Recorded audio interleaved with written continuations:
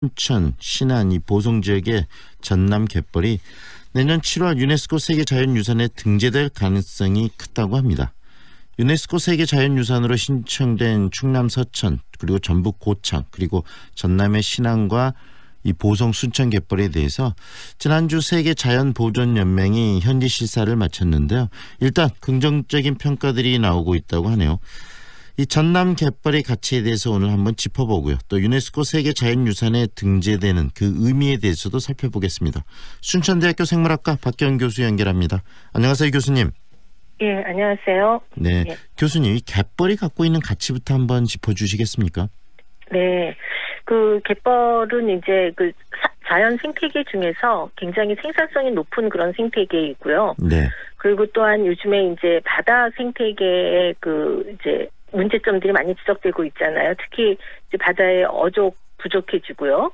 그런데 이 갯벌은 바로 바다 생물들의 그 보호라고 볼 수 있습니다. 그러니까 많은 생물들이 갯벌에서 산란을 하고 그리고 또 갯벌이 보존되어야 그 바다 생태계의 그 건강성을 유지할 수 있거든요.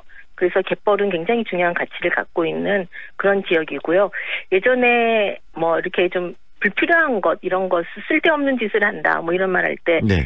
뭐 뻘짓한다 이런 얘기했었잖아요. 네네. 그래서 뻘 하면은 뭐 좀 불필요한 행동을 하는 그런 것을 지칭했었는데 그게 잘못된 표현이었죠. 사실 갯벌의 가치를 그동안에 몰랐던 거예요. 그리고 우리 주변에서 지금 보는 식품 재료들을 보면 네. 가장 값이 오른 식품 재료가 뭐라고 생각하십니까? 어떤 겁니까? 바로 그 갯벌에서 살고 있는 생물들, 조개 뭐 이런 것들 값이 굉장히 올랐잖아요. 네네. 그거는 그만큼 갯벌에 살고 있는 생물 종들이 상당히 지금 위험에 처해 있다라고 보여줘도 라고 봐도 좀 무방할 것 같습니다. 네. 그 정도로 갯벌은 굉장히 우리 지구 생태계에 있어서 아주 중요한 곳이라고 보여줄 수 있습니다. 네. 교수님께서 이 뻘짓을 한다라는 그런 표현을 좀 재밌게 표현해 주셨는데 이렇게 이 갯벌의 가치가 소중하고 여러 의미도 있고 생산성도 있는데 과거에 이렇게 버려진 땅처럼 인식됐던 뭐 특별한 이유가 있었을까요? 그렇죠. 그동안에 갯벌에 대해서 그 중요한 걸 몰랐기 때문에 특히 갯벌하면은 우리나라 서해안 같은 경우 남해안도 마찬가지지만 간척을 해왔잖아요. 네. 간척을 하면서 땅으로 바꿔서 벼농사 등 이렇게 농사하는 용지로 많이 사용을 하게 됐는데 사실은 갯벌이 그만큼 바다 생태계에 중요한 역할을 한다는 것 네. 그리고 육지의 생태계와 바다 생태계를 연결하는 굉장히 중요한 생물 종 다양성도 높은 곳이고요. 그런 곳이라는 것을 인식을 좀 못했던 것 같습니다. 네. 그래서 사실 우리나라 간척의 역사는 조선시대 때도 간척을 했었고요. 네. 특히 그 일제 강점 시기에 간척이 굉장히 활발했습니다. 네, 들어보니까 정말 이 간척을 통해서 이 땅을 굉장히 넓혀간다고 생각했는데 그 과정이 이 소중한 갯벌을 없애는 과정이었네요. 네, 좀 네. 그렇다고 보여지죠. 지금은 역간척이라고 해서요. 네. 갯벌을 간척을 한 지역을 이제 물을 유통시키면은 이제 점점점 갯벌이 쌓이게 되고 하면서 이제 연안 생태계로 바꿔가는 그런 일들을 네. 하고 있고요. 그리고 이제 그동안에 갯벌들이 이제 방치되면서 많이 좀 황폐화된 곳들이 있습니다. 그런 곳도 물을 소통시키면서 이 갯벌의 생태계를 복원하는 네. 그런 일들을 많이 지금 진행하고 있죠. 이거는 뭐 전 세계적인 추세입니다. 네. 이번에 우리나라도 네. 마찬가지로 그런 일들을 진행하고 있고요. 교수님, 이번에 세계 자연유산에 지금 이 한국의 갯벌 4곳을 지금 신청을 했는데 보면은 이 충남 서천의 갯벌, 또 전남 신안의 갯벌, 그다음에 보성 순천 갯벌, 그리고 고창 갯벌인데 4개의 갯벌 중에 이 전남의 갯벌 2곳이 들어 있습니다. 특히 전남의 네. 갯벌이 갖고 있는 뭐 특성이랄지 역사적인 또 뭐 사회적인 의미들이 있다면 뭐가 있을까요? 예, 이 4개 갯벌들을요, 네. 서해안 쪽으로 놓고, 서해안부터 남해안까지 쭉 연결시키면 연속된 갯벌이에요. 연속된 생태계예요. 그래서 이제 연속 유산이라고 하는데, 네. 이 전남 지역의 갯벌 중에서 이제 보성 순천 쪽에 순천만은 염습지가 가장 넓은 지역이고요. 네. 그리고 신안은 갯벌이 상당히 넓습니다. 그래서 그러한 곳을 보존하려고 하는 건데, 네. 이 지역들에는 특히 전남의 경우, 순천만의 경우는 이제 가장 대표종인 이제 흑두리미가 있잖아요. 네. 네, 흑두루미가 지금 2018년 기준으로 해서 2,000마리가 넘었습니다. 네. 그런데 이제 갯벌을 순천만을 처음 보존하기 시작할 때에는 흑두루미 개체 수가 한 7, 80마리밖에 되지 않았는데 네. 지금은 개체 수가 2,000마리로 늘을 정도로 보존을 하면 이렇게 그 생물상들이 좋아진다는 것을 확인하게 되겠고요.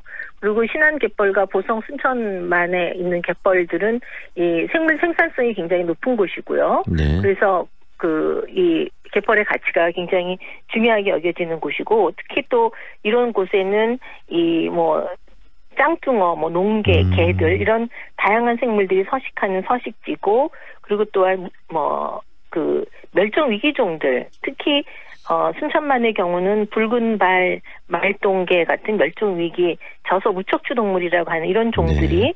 살고 있고요. 그래서 어떻게 보면은 이 멸종 위기 종들이 전남에 굉장히 많이 네. 가장 많은 지역이 순천만 19종이 있고요. 네. 그리고 이제 신안갯벌에 14종, 그리고 다른 지역에 한 17종 이 정도 있는 그런 상황입니다. 이 순천 이 습지, 이 갯벌과 연계되는 습지와 갯벌들을 보존하기 위해서 교수님께서도 굉장히 활동을 오래 해오셨는데, 방금 흑두루미의 네. 개체 수가 늘어난다는 이야기도 하셨는데, 결국은 자연의 그 보존 능력과 자연의 어떤 생태 환경들이 지금 다시 회복되고 있다고 보여지는 거 아니겠습니까? 예, 상대적으로 이제 순천만의 이제 보존 정도가 네. 좋아서 다른 지역의 이제 생물들은 좀 감소하는, 특히 철새 같은 경우들은 물새 같은 새들이 지금 감소하고 있거든요. 네네. 근데 상대적으로 보존이 잘 되어 있는 곳으로 좀 이동하는 경향도 있고요. 그리고 또한 이 철새들은 이제 또 기후 변화에 따라서 또 이동 양상도 좀 달라져 가고 있기는 한데, 네. 순천만 같은 경우는 좀 체계적으로 보존이 잘 되고 있는 지역인 것 같아요. 네. 그래서 다른 지역의 생물들이 좀 이쪽으로 오는 것 같기도 하고요. 네. 그리고 또한 이제 갯벌 보존 운동을 보면 저도 순천만에서 활동을 했었지만 네. 사실 1980년대부터 이제 80년대 말부터였던 것 같습니다. 이 하천의 중요성, 그리고 연안 생태계의 중요성들이 많이 강조가 됐고요. 전국적으로요. 네. 그래서 습지 보존 활동들이 지속이 됐고, 특히 색강 살리기 운동, 그다음에 하천을 자연형 하천으로 만들기 운동, 이런 것들이 많이 진행이 되면서 순천만의 그 갯벌의 가치도 많이 이제 강조가 된 거죠. 네. 그런 활동들이 거의 한 20여 년간 진행된 결과 이제 지금 유네스코에 네. 등록하게 되는 네. 여기까지 오게 됐습니다. 이렇게 세계 자연유산으로 유네스코에 등록이 되면 갖고 있는 의미, 그리고 가치는 어떻게 되는 겁니까? 예, 이 세계 자연유산으로 등재됐다고 하는 건 이제 정부가 나서서 등재를 하는 거잖아요. 네. 그리고 또 문화재청에서 이제 주관을 하고 있는데, 사실 우리 문화재라고 하는 것은 지정이 되면 잘 보존하고 있는 좀 의무가 있잖아요. 국가적인 네. 의무가. 그래서 사실 세계 자연유산이라고 하면 가장 좀 상위에 있는 국제 보호 활동이라고 보여집니다. 그리고 아마 여행을 가시거나 그러면은 유네스코 자연유산, 문화유산 이런 곳들부터 먼저 관람하지 않으세요? 네. 방문하잖아요. 네. 그러니까 그 정도로 자연유산에 등재됐다고 하는 건 국제적으로 보호해야만 할 중요한 지역으로 선정이 되는 거고, 바로 그것을 잘 보호하겠다라고 네. 하는 중앙정부의 약속이라고 보여집니다. 그래서 특히 세계 자연유산 등재되는 과정에서 관리 계획을 많이 철저하게 봅니다. 네. 그리고 또한 그 지역 주민들하고의 거버넌스라고 하는 의사결정 구조, 그다음에 지역 주민들과 얼마만큼 소통하고 있는가, 또 지역 주민들이 얼마만큼 참여하고 있는가, 전문가의 참여도 보지만 이런 것들을 많이 등재할 때 보기 때문에 그 평가를 받게 되기 때문에 이런 것들이 잘 살려지지 않을까, 이런 네. 생각을 하고요. 어떻게 본다고 하면 지역에 소중한 가치가 있는 그런 것을 갖고 있다라고 하는 것을 강조하게 되고, 또한 이렇게 관광과 연결된다고 한다면 네. 지역 경제 활성화에도 도움이 많이 되지 않을까, 이렇게 네. 생각합니다. 보존을 해서 지역 경제를 활성화하는 그런 차원의 그 활동이라고 보여지고요. 네. 내년 7월에 지금 최종 확정된다라고 얘기를 하고 있고 지금 실사단이 갯벌 현장에서 실사를 마친 상태인데 가능성은 어떻게 보세요, 교수님, 내년? 네, 그 가능성은 뭐 말씀드리기는 어려운 것 같습니다. 그리고 이제 실제 그 세계 자연보존연맹의 자문위원인 이제 분하고 네. 또 이제 인도 분이 한 분 다녀가셨는데 사실 굉장히 꼼꼼하게 그 실사를 하신 것 같아요. 이제 실사하신 이제 일정표만 제가 봤는데 네. 이 사실 이번에 이제 등재되는 이제 갯벌의 제목이 한국의 갯벌이거든요. 네네. 그래서 이제 세계 자연유산인 유산 지역이 있고 또 완충구역이 있어요. 그런데 아까 말씀하신 것처럼 전남의 갯벌 면적이 넓기 때문에 네. 이 신안, 보성 이런 쪽에 이틀 봤고요. 그리고 순천 하루 다녀가셨는데 굉장히 꼼꼼하게 보시면서 특히 그 갯벌의 보호 현황, 네네. 또 관리 현황 이런 것들 측면에서 이 세계 자연유산으로서 완전성이 있느냐, 이 충족 여부를 본 것 같고요. 그리고 이제 말씀을 들어보니까 실사단의 실사는 30%가 반영이 된다고 합니다. 네네. 그리고 이제 우리나라가 보고서를 냈는데 그 보고서를 평가하는 점수가 70%라고 해요. 네. 그러면 그런데 이제 이 실사를 오신 분들이 아마 보고서를 보고 논의하는 과정에서 실사 오신 분들이 많이 그 현황을 네. 답변을 많이 하실 것 같고요.